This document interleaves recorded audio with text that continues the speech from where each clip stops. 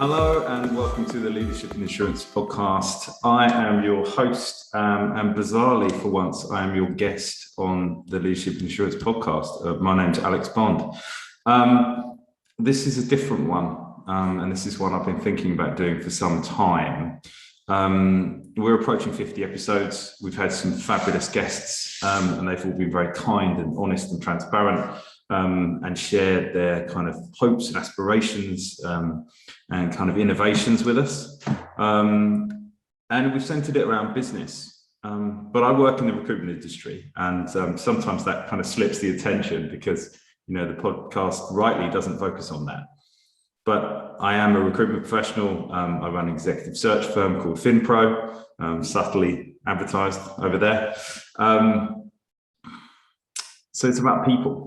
And for me, business is completely about people.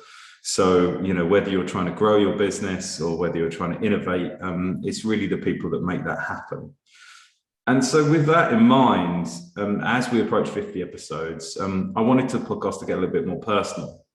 And when I say personal, I don't want to get here and talk about, you know, necessarily everyone's kind of weekend pursuits, but I did want to talk about personal journeys. I did want to talk about personal challenges, and something that's probably discussed a little bit too flippantly and frequently, I think, is mental health.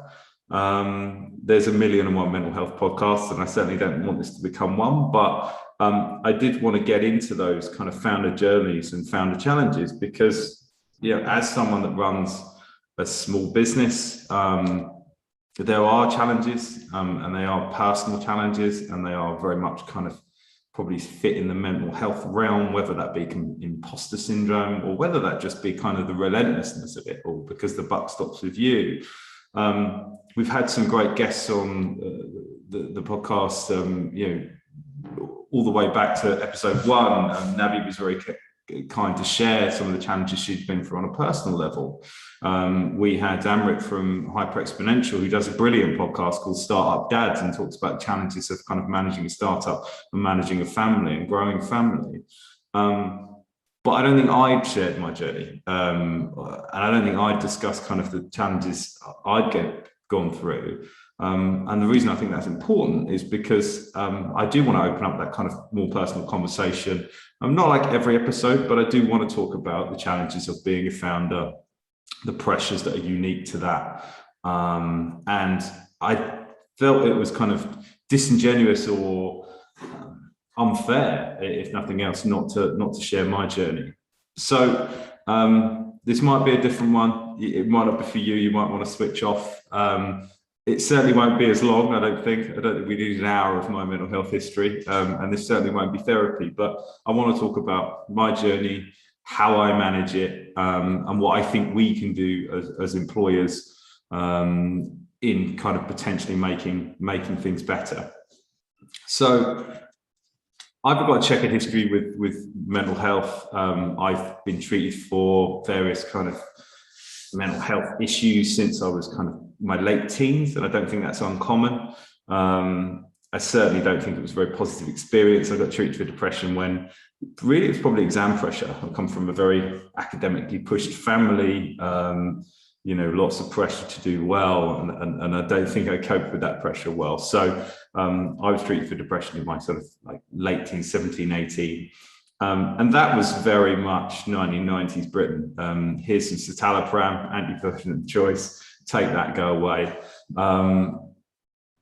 I sort of came back in my early 20s and again, kind of university time for kind of a bit of help and assistance. And I did actually have a doctor say, I don't know why you're telling me, which is another story altogether. But again, here's some antidepressants and disappear and go away. I got introduced slightly to sort of talking therapies at that time, but I wasn't in the position for it. It wasn't any kind of comment on the people that were conducting it. I just wasn't ready to discuss it. And, you know, there's so much going on with your life when you're in your early 20s. And let's just say my life was pretty chaotic and I was kind of self-medicating, I think is the polite way of doing it. And I know most people self-medicate themselves from university, but trust me when I say this was This was on the kind of exotic end of the scale, and it was a challenge. And work sorted me out, and I don't say that from a, you know, pushing the capitalist drum or from any kind of, I don't know, religious further about work being kind of good for the soul, but I think work was good for me. Yeah, I got a graduate position at RSA Insurance Company in Chelmsford, and I was very grateful for it. It gave me some 9-to-5 structure, introduced me to the world of work in a kind of more kind of formal setting. Don't let's think this would be the first time I had a job. I was one of those kicked out to get a paper around working class kids, you know, worked at Woolworths and worked on bars and anything to pay my way to that point. But my first kind of proper office 9-to-5 wear a suit to work stuff, which is very important for a working class family from Essex. When you've worn a suit, you've made it. And I got to wear my suit for RSA, and it wasn't for me, actually. I always kind of joked that I was probably the worst insurance employee ever. And I think that's probably fair. I love the client side of it, and I was in part of the commercial team, and we had some clients that we engaged with, and that's the thing that I kind of held on to. And some friends of mine doing really well went to the recruitment industry, but this isn't about my work history. But essentially, my mental health kind of stabilized at that point, and I think kind of that stability of work was really, really important. And that remained the case until I was sort of in my later 20s, about 27. And 27 for me was a really important sort of point, because that for me is the kind of low. This is the low of my kind of mental health journey. It's the low of my kind of life. And I like to think, fingers crossed, it's the lowest I'll ever get. And I don't really know why that was. I don't know what the magic bullet was, but between 27 and about 29, my mental health fell off a cliff. And it's a really interesting period for me to look back on and reflect, because I was working at Eames Consulting, and a shout out to Eames Consulting. It was a phenomenal business and still is, and it was absolutely zero to do with the business. And in fact, you know, one thing I would say is that they were incredibly supportive, but I struggled. I was struggling to get out of bed. I was drinking to excess. I'd put on a huge amount of weight, which for me is usually a sign that I'm not doing very well. I might flash up a photo of me at 30, but I went up to 18 stone, and I was going out drinking 4 or 5 times a week. Now I could masquerade it as kind of client work, and it very much was, but it's not positive for me. Yeah, like I say, I was very, very lucky that I worked for Matthew Eames. I worked for a guy called Richard Griffiths, and they were incredible. And as soon as I came to them, they said, you know, take some time out. But the sort of scale of the problem was that I got to the point where I locked myself in a room. I didn't want to come out, and you know, was refusing to kind of leave it, and mainly because I thought I was a danger to society. So let's delve into what that is. Luckily, I was doing really, really well at work. And the irony being that, and this is why I think it's important to talk about work, is that it's one of the most successful periods of my recruitment career. In fact, up until now, it's probably the most successful point in my recruitment career. I built a really good niche for myself. I specialized in kind of senior level claims recruitment. I got invited in to kind of work on most of the good stuff. I had some really good clients. And I was doing well financially for the company as well. But behind the scenes, I was falling apart. I didn't know why, and so I kind of assumed it was on the sort of depression vein. And I was lucky enough that financially I was able to kind of pay for some you know, good counselling, talking therapy, and you know, I don't want to overplay it, but I think that guy saved my life. I went to see a doctor in North London who sat with me, and it was kind of emergency-ish scenarios. You know, I had to put an emergency call into my dad, and you know, I don't call my dad, we don't speak, but I didn't know where else to turn. And he came and picked me up from the side of the road and, took me home. We went to the doctors and, there wasn't much support there again. I think it's an unfortunate situation in the UK that NHS just doesn't have the facilities or money to sort of offer the mental health support that we should get. But like I say, I paid for it and we went to see this guy and he listened to me and the magic turning point where it kind of takes a more positive tone is that he just basically said, I think you've been misdiagnosed. And his was that, yes, you are depressed, but you have an anxiety disorder.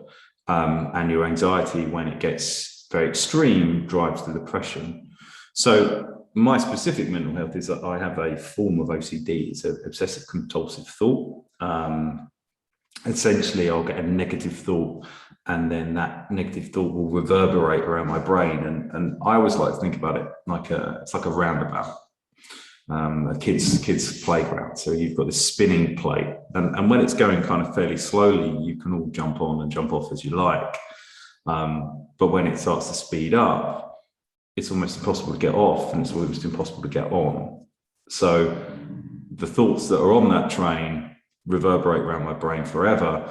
And nothing else can come in. So it's incredibly disruptive to things like work because, I'll be in a meeting or I'll be trying to have a phone call and I'm not present. My mind is thinking about some negative thought. And just to give you an example, the best way to explain it is if you've ever driven down a motorway and you're just driving along and sort of your brain's a bit bored and your brain will go, well, what would happen if you just pulled the wheel? And you don't do it. But everyone thinks that, that's perfectly normal. But then most people go, well, that was weird. And then the thought will just disappear. The problem that I had was that I was hanging on to that negative thought. And then I was kind of obsessing about that negative thought, about what does it mean about me and what, you're a bit of a nutter and, all that negative stuff and negative self-talk. And then that becomes a kind of cycle of conversation. So you've got these kind of cycles of conversation that are so pervasively negative, and the thought is so pervasive in the day that functioning is difficult. And to the point where it's impossible. And I always said that I kind of understood when I started to understand what people meant with kind of like voices. And I was very conscious that it was my voice and it was me and it was my thought, but it was so kind of pervasive that it almost felt other. Because I couldn't think of things that were in front of me that I had to do, very simple tasks. And the crazy thing is, it just took some psychologist sitting in front of me saying, right, this was a study, and I'm a kind of facts guy, I'm a science guy. That's why I love the technology side of what we do. And he said, look, this is a study of, I think it was 1,000 people, and it was like, what's the most negative thought they'd had that week? And it was just like, these were like normal, inverted commas, people. These were people that had no sort of diagnosed mental health problems. And it was just things like mothers that thought of smothering their baby, partners that thought about killing their partner in their sleep. And, people had thought about kind of like dropping a baby on purpose. And I don't know why there was always kind of like baby stuff, but I suppose that's because of the things I remember, because they're so kind of like frightening to think about. But they were like, these are normal people and these are normal thoughts, but it's the action that makes the person. It's not the thought itself. So it was almost like a light bulb moment. I suddenly went, oh, okay, you're not crazy. And I suppose that was the kind of fear. And look, it wasn't like it stopped there. Where does it come from? How do we manage it? But most of it was about management. We did some CBT, and thankfully, I turned 40 last month, and it's never been back there since. It's never been close to there. It's not to say I don't have moments of anxiety. It's not to say I don't have to kind of be aware that I might be holding on to something. But generally speaking, it was just an upward curve from there. So. Yeah, I mean, firstly, thank you to Richard Griffiths, who's my immediate manager, who was amazing at the time and really supportive, and Matthew Eames as well, because Matthew was very aware of it. It was a much smaller business there, it was like 25 people. So, for one of their guys to go missing for, best part of a month was, noticeable, and it was very supportive. So what does that mean for me, and what do I do going forward? Well, first thing I did actually, I did take antidepressants at the time. Citalopram. I was on citalopram for a good couple of years. I don't think there's anything wrong with it. I saw some studies saying that kind of they're not hugely effective, but they take the edge off. And when you're at that heightened point, and it's really kind of getting extreme, I think it just gave me the breathing space to go out and get the therapy and the counselling. And counselling is a tough one. I just come back from a holiday and I was talking to a friend of mine, and I said he'd been through quite a traumatic experience, and I said I think personally I would suggest you embrace it, try it out. It might not work for you, but I think it's obvious that it works. I just think about it like personal training. It's the only way I've ever thought about it. Like I wanted to learn boxing, and I got a boxing coach because I don't know anything about boxing. And when you need to hone your skills in the gym, or if you need just the motivation to get fit, a personal trainer or a specialized trainer is the best way to sort of navigate to where you want to be. We don't seem to apply the same thing to our mental health. Sometimes you need a helping hand. Sometimes you need the person that's going to sort of phone you up and try and get you out of bed in the morning and make you go to the gym. Or sometimes you need the person that's going to kind of get you through this sort of mental gymnastics and give you the tools to kind of manage your mental health. And it may only be for a period of time. It's not, I'm not some of these people that I don't identify that, I have an anxiety disorder. I have a tendency towards it. I don't think there's anything wrong with it either, but I sort of prefer to kind of view it that, if you're an athlete, every now and again you get a sprain. If you're training for something, you'll probably injure yourself, and sometimes you need to tune up, and that's how I view counselling. So, at the moment I've been going through some weirdly because work was going so well, and I think I was getting rid of imposter syndrome. I didn't sort of know what to do. I think lockdown's been really hard for most people. We've been, I know we've come out some side of it now, but we don't see as many people as you might do, and probably if I'd sort of see more people to talk to, maybe it wouldn't be needed. But I have no shame in it. It doesn't concern me. It's something that I've been doing for a couple of months. It's been really positive, and actually I'll probably wrap it up in the next couple of weeks, and then I might not do it again for a while. But I think dipping in and out of it is absolutely fair, and trying different people. I certainly, not every personal trainer is for you. I do not like going to a gym class and we've got some happy, clappy lunatic at the front. My boxing coach, for example, is a very terrifying Scottish man that's ex-military, and I love that. And, but the kind of disco glitter ball, yo, people are just not for me. You're not going to get me at some spin cycle classes, put it that way, because I'm too cynical and negative. But, I think it is about finding the right person. I certainly went through a few at the start, and I think I know what does and doesn't work for me. And I went through two before I found this person, and it's just one session, didn't work, went to the next person. You can't feel bad about the fact it doesn't work out. Some people are just not the right fit to get you on your journey. If taking the professional athlete example, athletes are always changing their trainers to mix things up. Using the boxing example, Tyson Fury changed his trainer to beat Deontay Wilder, and it worked. So, I wanted to take a little specific mention of lockdown. I think lockdown's been challenging for a lot of people. I think it's been hard because people haven't seen people, but also personally for me, it highlighted some of the things that were stressful about the job. A lot of recruitment jobs is going to clients. You go to these big, purposely impressive buildings that are 40 stories high, and you go to some massive boardroom and you've got to do a presentation. And I'm someone that's I quite talk about quite openly. I trained as an actor. I do stand-up comedy. These are things I do for fun. Presenting is not an issue, but certainly I personally find it's an unnecessary pressure to perform. Particularly when, if it can be done over Zoom, I think that helps. And I think we need to kind of balance, people as individuals. And that's what I suppose I want to move on to next is about, if we're going to talk about how do I manage it. And look, I'm not a mental health professional. I'm just talking about my experience. And so how I manage my mental health is different to how anyone else might. But I think thinking about things, and obviously we're going to move on to talk about what I think we do need to think about, but recognizing the needs of the individual. And so for me, one of the things about lockdown that I found is that I actually prefer doing Zoom meetings most of the time.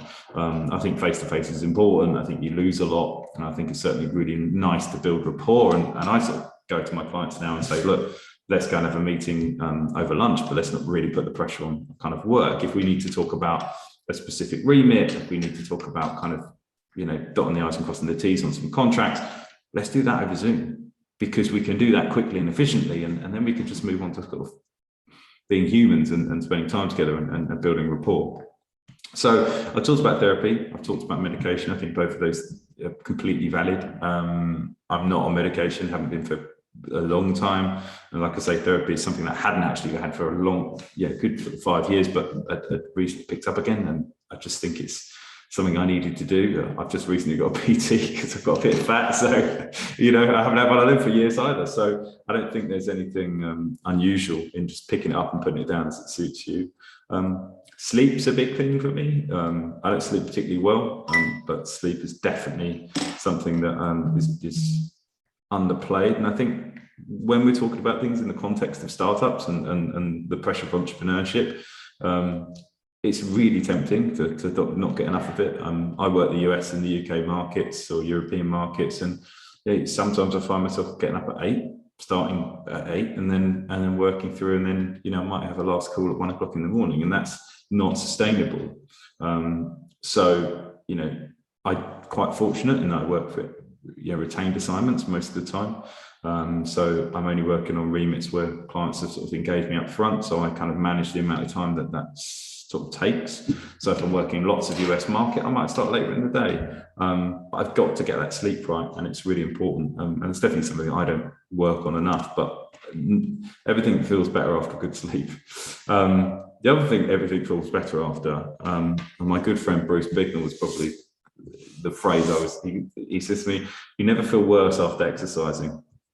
And he's 100% right. I'm going to have to flash that photo up of me looking like an absolute mess, but I really didn't look after myself. Having been a really sporty guy when I was younger, and played basketball, football, and swam county, and dancing was a big thing in my family. That's the kind of slightly unusual. Exercise is a big part of my life when I was younger, but I just as soon as I hit work, I really struggled to find the time for it. And now it's something that I force myself to find the time for, because if I don't exercise, that's the biggest detriment I see on my mental health. I recently got into running the last year, did an ultra marathon in August, and that's not the humble brag. It's just like I need a purpose towards my exercise. So I was training for that, and that was great. And actually, I've noticed since I finished that, it's fallen off a bit of a cliff. And like I say, I've just engaged with a PT, just because I've got to get that kind of regular exercise. For me, it needs to be most days. I think if I don't go, I don't have an active day. This weekend I spent the whole weekend painting a house, which was fairly active. I didn't need to fit any exercise in there. But personally, for me, I think exercise is hugely important. Releases endorphins. It also relaxes me into work. I feel more calm about work. It doesn't stress me out as much. But I think all these things, that kind of sleep, exercise, therapy, the challenge is always kind of like committing to finding the time. But I think just being kind to ourselves is that businesses are just about people. Your business will succeed or fail because of your ability, but also kind of, if you're in a fit state to do it, and fit state means looking after yourself and what that means for you. And obviously you're going to have times and days where you don't get time to exercise, and you don't get time to sit in your therapist, and you don't have time to kind of sleep enough. But those need to be rare for me. They need to be rarer than they are kind of prevalent. And certainly, I've really found periods of time when that's really difficult to do, but I'm not my best. So I would rather work less and be more efficient if that means I get to fit in the things that kind of mean I'm at my best, rather than just dragging out one of those big long days where you don't get anything done. And I think lockdown has been good for that. The focus has been on quality work and getting work done, than this kind of culture of, oh, you need to be in the office as many hours as possible. Alcohol's a thorny subject, particularly in EC3 in London and the insurance market. Just come off back of the holiday with a couple of, some really good friends from school, and sort of additional friends that have grown over the time, which happens, as you get older. And good friend of mine, Dan, works in the insurance industry, and another couple of guys came from insurance. And we were out there and we were talking about it, and the culture of insurance in London is pretty boozy. I don't think it's unique. I know people who work in law, who work in banking, and I think drinking's still kind of quite a big sort of social thing. For me personally, it's not great. I try and avoid it. I do drink, but I have long periods where I haven't drunk, and I'll be honest, that those long periods where I haven't drunk, I think have been mostly more positive than the drinking ones. I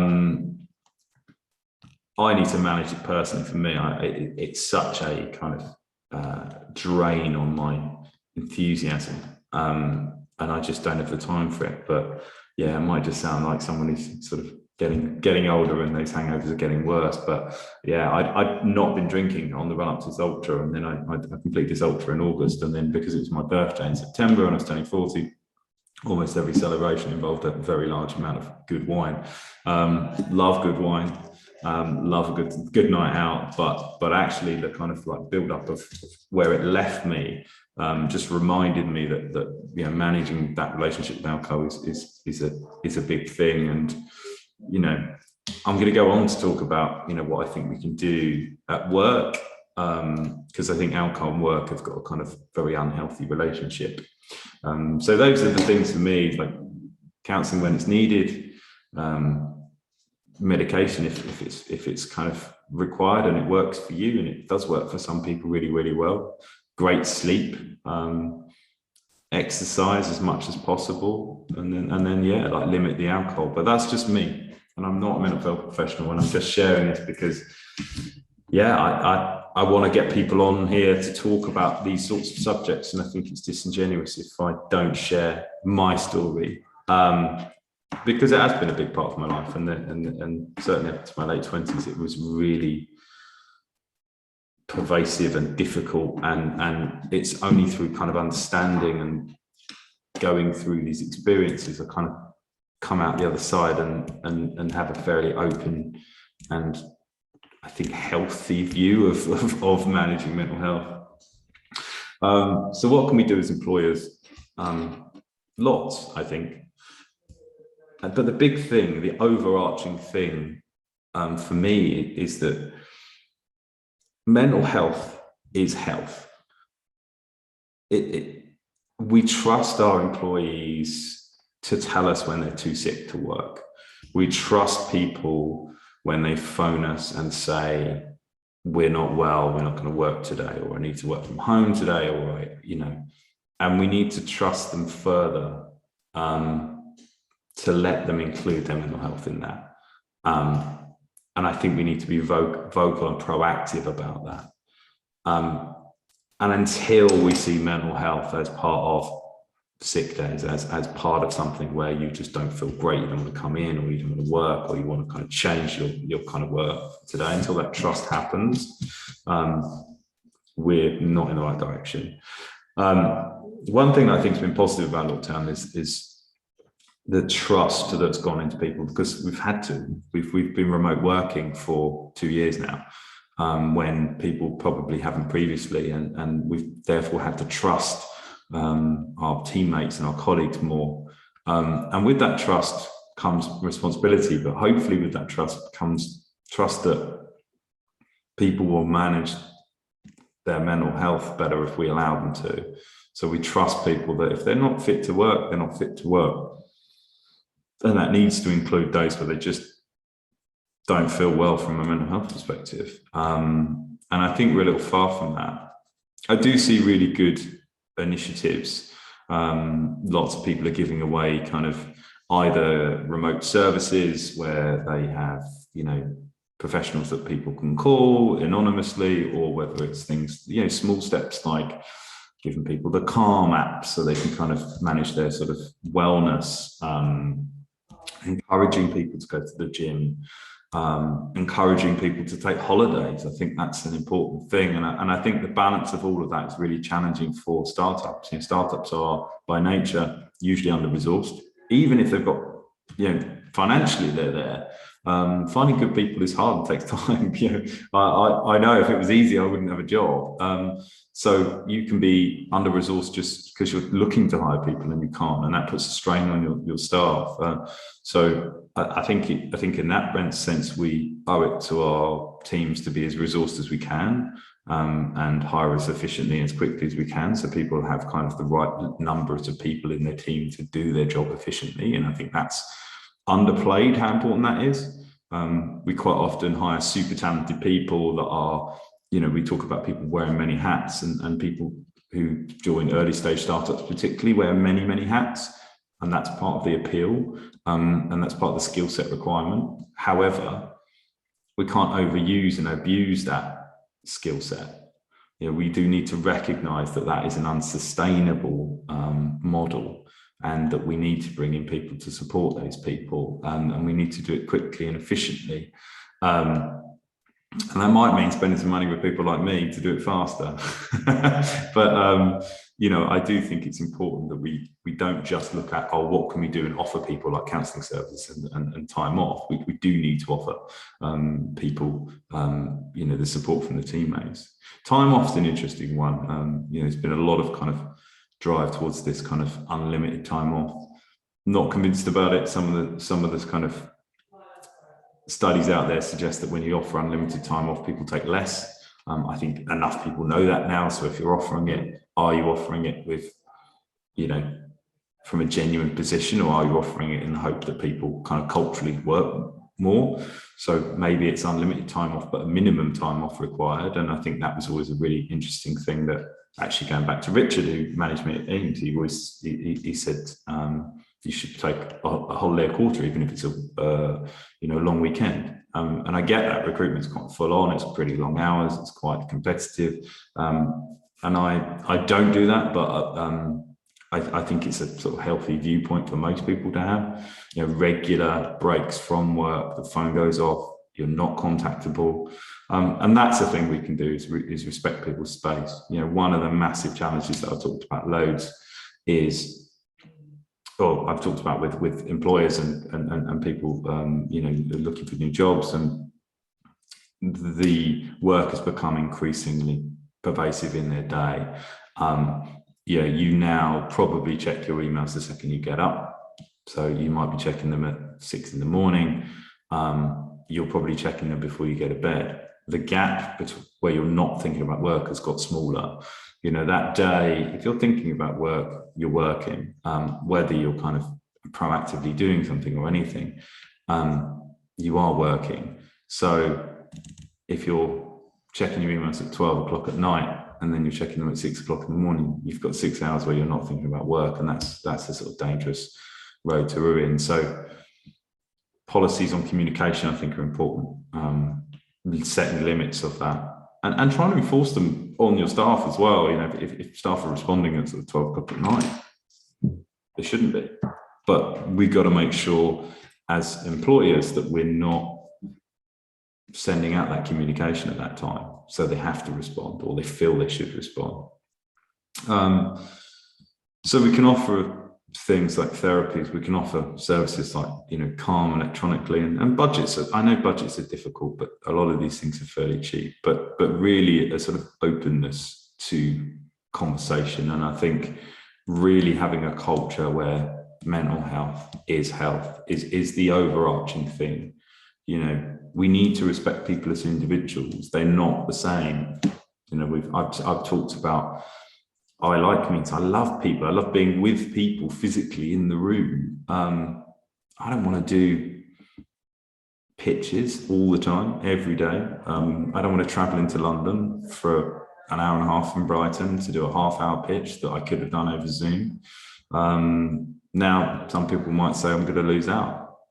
That might be the case. But for the stress it puts on my day, I have to travel lots. There's kind of money I don't want to spend. There's time I don't want to spend. To have a meeting that I don't think is done any better face-to-face. I think lots of things are, and I don't want to kind of underplay face-to-face, but for me personally, that puts a kind of unnecessary stress on my day, particularly if I'm having a bad day, if I'm having a sort of bit of a down day. I don't want to put the battle suit on and go and have 5 meetings and present face-to-face. Sometimes I just don't want to do that. And I think, most of the time things can be done by Zoom, but that's personal to me. So I think thinking about people as individuals and allowing them the flexibility to kind of work as what works for them as much as is possible is a huge key component of this. We can offer supportive elements. We can offer people to talk to. We can, invest in people's mental health and well-being by trying to support them by maybe getting them gym memberships, by getting them kind of access to some of these kind of therapies, by giving them kind of decent amounts of holiday that we encourage them to use. But really, it's about a kind of cultural shift. And I'm pleased to say I think those cultural shifts are happening. But in startups, I think it is difficult. And we have to take a step back from what we're doing. And innovation is important, but people are more important. And, to quote Richard Griffiths a third time, which I've done quite a few times in this podcast, it was like, we're not saving lives here. Some of you might be, but for most of what we're doing it's business, and it's important, and we care, and it's important that you care, and startups kind of do require blood, sweat and tears, but ultimately not at the cost of the teams. And I think most people are getting it right, but I think we need to be aware that not everyone is the same. And certainly, I'm a perfect example. I'm someone that operates very well in high-tech periods of stress. My worst mental health period was one of my most successful periods of work, and I don't think anyone else would have known. But I knew, and thankfully I'd been through it enough to kind of put my hand up and say, I'm not coping. Your teams might not be the same. So if you can carry every thought process, think about every benefit, think about every kind of interaction, and think about every structure of the way you communicate your team from a point of view of how is this impacting their mental health, I think we're in a good place. Well, that's me. That's my journey. That's my thoughts on it. And I hope that was interesting, and I hope that was kind of resonated a little bit. Obviously, happy to talk to anyone about any of the stuff that I've talked about on the podcast. There's some more specific stuff we can do around recruitment, but on a one-to-one basis, I'd love to talk to anyone that this resonates with. I'd love to talk to some founders who want to talk about this kind of stuff, but I'm conscious that you might not want to. So that's why I thought I'd start with the olive branch, and I'd start with putting that out there. I hope that's been enjoyable. I promise you that we'll get back to talking about technology and related things and innovation in insurance in the more traditional sense in the next week. But I thought that was important to share. I hope that's been interesting, if nothing else. And if nothing else, you've learned more about me, then that's a good thing. So I'd love to hear from anyone, and please feel free to reach out. I've been Alex Bond from FinPro. You can get me at alex@wearefinpro.com. Take care. Bye.